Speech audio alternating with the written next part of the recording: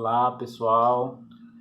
Eu sou Aparecido Francisco dos Reis, professor da UFMS, né, sociólogo, e quero continuar um pouco a discussão que nós fizemos no último vídeo acerca da ciência e a questão da pandemia, né? São muitas as ciências que estão envolvidas nisso, né?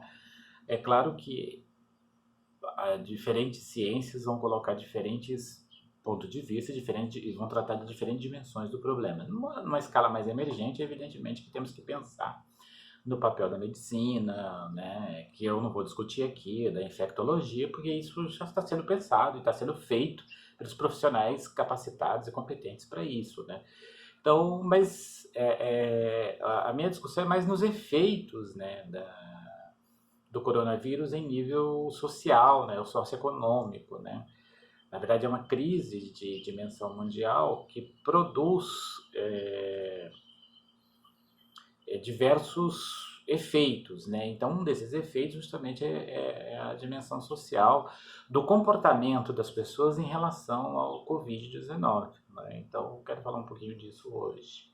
Em primeiro lugar, eu acho que tem a ver, logicamente, com a questão sociocomportamental, sociopolítica, numa visão da sociologia da saúde, né, ou da sociologia política. É necessário pensar que no Brasil nós vivemos recentemente quer dizer, a gente está vivendo ainda, né, um discurso muito forte de oposição, um discurso muito forte de divisão da sociedade e com, vamos dizer assim, com efeitos políticos bastante perversos, né? Então, nós, em 2018, a maioria das pessoas que votou, que escolheu o seu candidato, escolheu de acordo com um programa, com um projeto, com um discurso de um certo candidato. Então, o candidato escolhido era um candidato, evidentemente, que tinha um forte apelo emocional, e, sobretudo no que se refere à questão das armas, né? E até em muitas discussões, né, nas redes sociais, as pessoas falavam, né, olha, votem em quem defende livros, em quem defende mais educação, em quem defende mais ciência, e algumas pessoas diziam, mas você não pode matar bandido com livro, não pode matar bandido com a ciência, né? Bom, de lá para cá, né, já se passaram quase 2 anos, é, enfim, não me parece que as pessoas estejam matando os bandidos com as armas que elas tanto queriam adquirir e defendiam, né, que um certo candidato que foi o vencedor defendia, né, o tempo inteiro o seu uso. Então, me parece que a eficiência, a eficácia disso simplesmente não existe. Né, no combate à violência, no combate à criminalidade, a gente já sabe que muitos estudos apontam que o uso de armas por parte da população não tem eficácia nenhuma no combate à criminalidade. Ao contrário, né, aumenta o número de mortes, etc.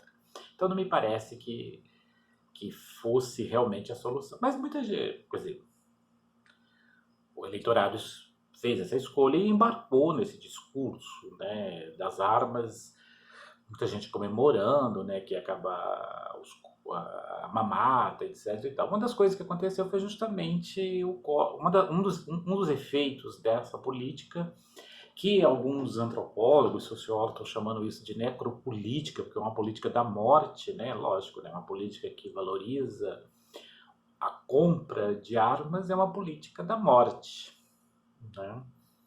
E ela acabou se verificando muito fortemente nas ações tomadas pelo governo, né, recentemente, no primeiro ano do seu governo, que foi justamente o corte maciço, né, e efetivo do financiamento da pesquisa,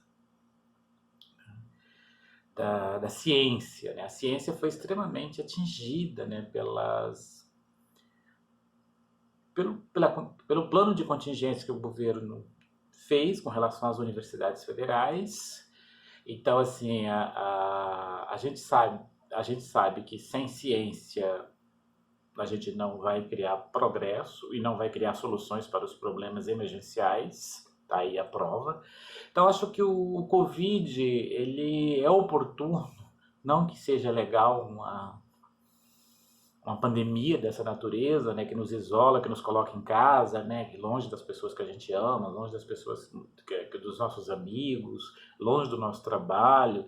mas principalmente deve ser uma oportunidade para a gente refletir sobre a escolha que a sociedade brasileira fez em torno, a escolha política feita pela sociedade brasileira em torno a um projeto político marcadamente voltado para a morte, né? Então, assim, e muita gente comemorou o corte das pesquisas, o corte de bolsas, de financiamento.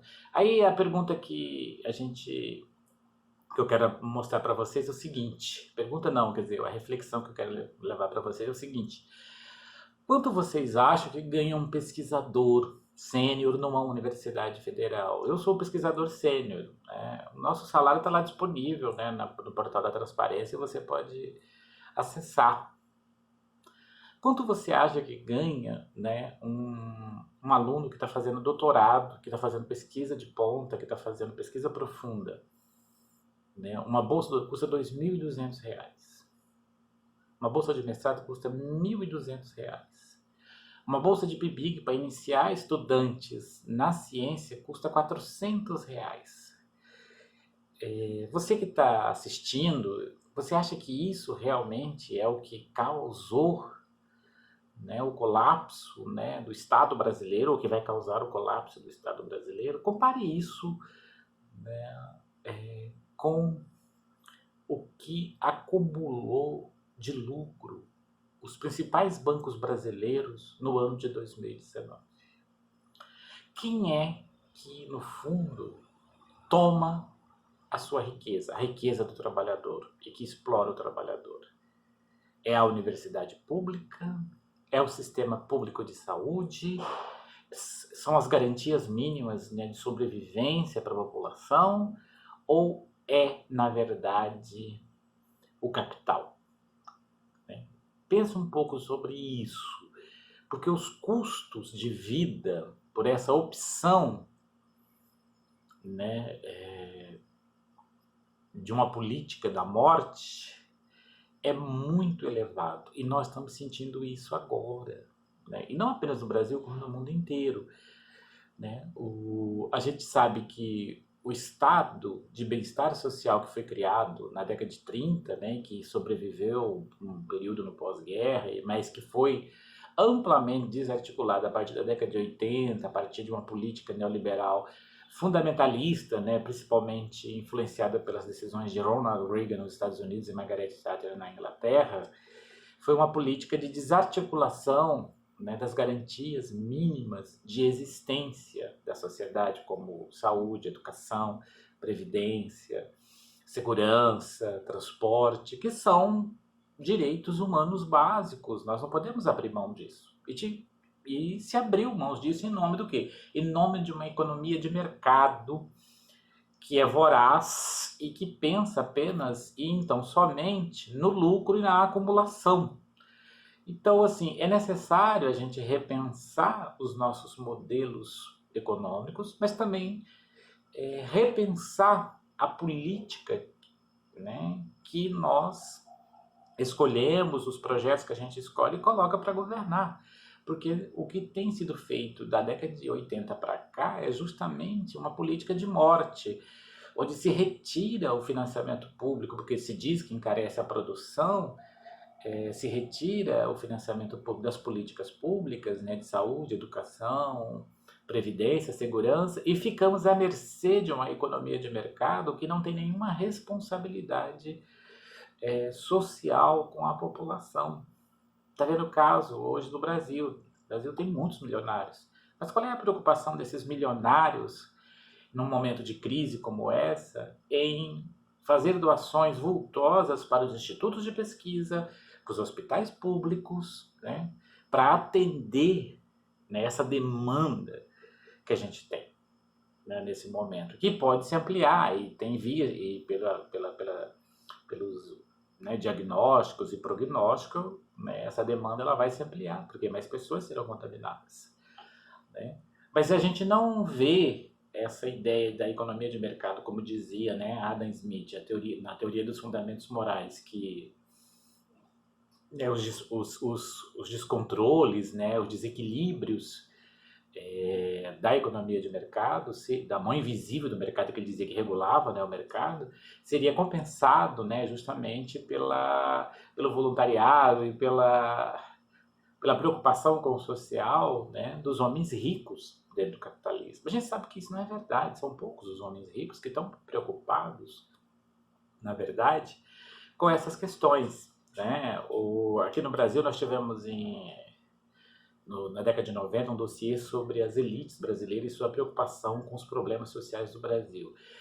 A pesquisadora Elisa Reis, né, participou, né, ela é uma socióloga,